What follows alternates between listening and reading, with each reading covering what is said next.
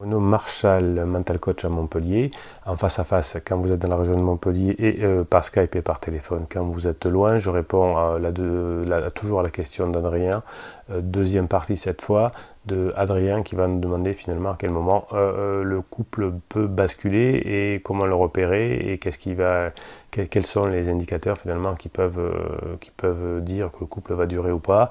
Cette deuxième partie, les indicateurs, je les ai traités dans la première partie de cette vidéo, allez le voir. Maintenant, qu'est-ce qu'il faut faire pour que la deuxième partie de la vie du couple après la lune de miel fonctionne? Ce que j'expliquais, c'est déjà dans la première partie, c'est que un couple ne peut perdurer que quand les deux parties, les deux membres yang et yin sont adultes. Un couple, c'est pas fait pour des ados. Hors de la lune de miel, eh bien, on ne peut pas fonctionner. Pourquoi? Parce que je vous donne la raison, c'est qu'être un couple demande essentiellement d'avoir des projets, que chacun des deux groupes, soit des deux membres du couple, soit autonome, hein, parce que quand il y en a un qui dépend de l'autre, eh bien, il va y avoir un fonctionnement qui va être disparate. Alors c'est pour ça que les féministes ont crié et crient encore haut et fort que les femmes doivent être indépendantes. Alors ça va, à mon avis, parfois c'est un peu caricatural, mais l'idée effectivement que si une femme est indépendante de son homme, ça ne peut fonctionner que si c'est un système familial.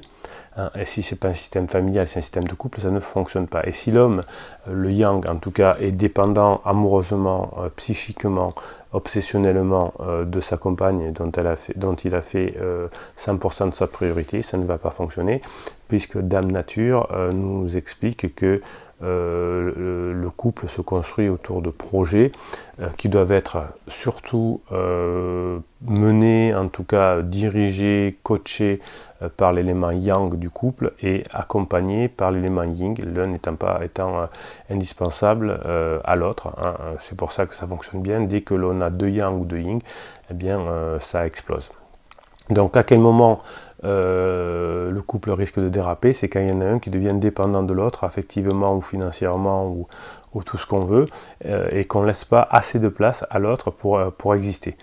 Donc c'est souvent ce point-là qui diffère. Alors souvent il y en a un des deux qui se laisse faire parce qu'il est peut-être dans une énergie moindre à ce moment-là, ça peut arriver, hein, je l'ai vu souvent, donc il laisse l'autre décider, laisse l'autre prendre des initiatives et suit de loin, dit ben, je vous suis, je te suis, etc.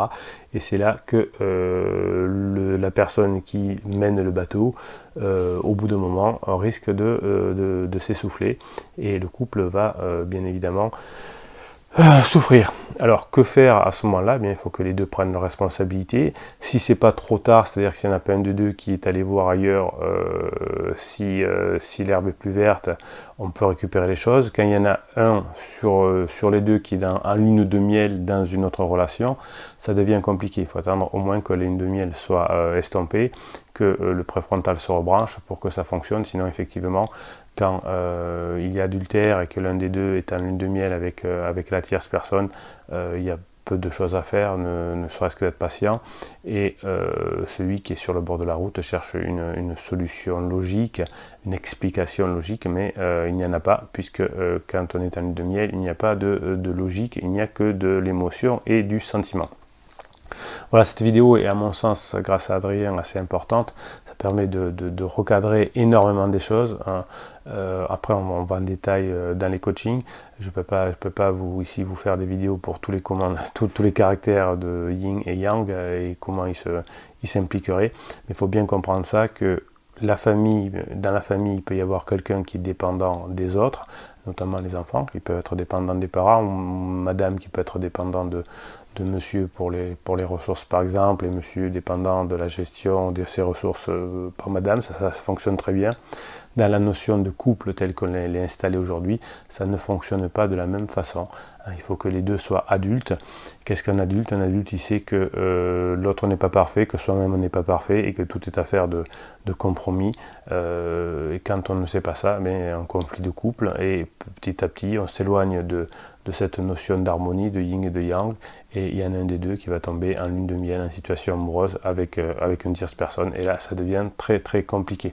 Alors on peut cesser une relation sans être en lune de miel avec quelqu'un d'autre, ça peut arriver, mais en tout cas souvent, si c'est pas le cas, et ça arrive très peu souvent, hein, mais si c'est pas le cas, c'est souvent que la personne qui veut mettre fin a une aspiration à une ligne de miel avec quelqu'un d'autre, ou en tout cas, si c'est pas quelqu'un d'autre, une forme de vie autre, hein, donc c'est un espoir de ligne de miel avec une autre personne, et là ça devient assez compliqué à gérer. On arrive à récupérer un coaching, hein, mais on est sur la corde raide, hein, il faut du temps, et il faut vraiment une stratégie.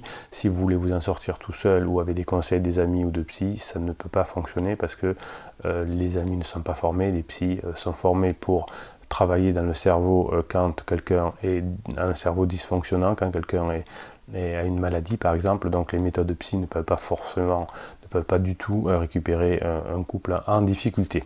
Voilà, donc mettez toujours ce pouce en l'air là pour faire référence à cette vidéo, mettez-moi des commentaires, dites-moi, donnez-moi des exemples que je puisse travailler, donnez vos expériences de vie, parce que cette chaîne est faite pour partager aussi. Qu'est-ce que vous avez fait pour récupérer votre couple, qu'est-ce que vous avez fait qu'est-ce que vous faites pour que votre couple fonctionne bien, donnez des exemples, soyez positifs, et c'est comme ça qu'on arrive ensemble à beaucoup avancer. Voilà, merci, c'était Bruno Marchal, et puis on se retrouve très rapidement pour améliorer la relation humaine à notre humble niveau. À très bientôt.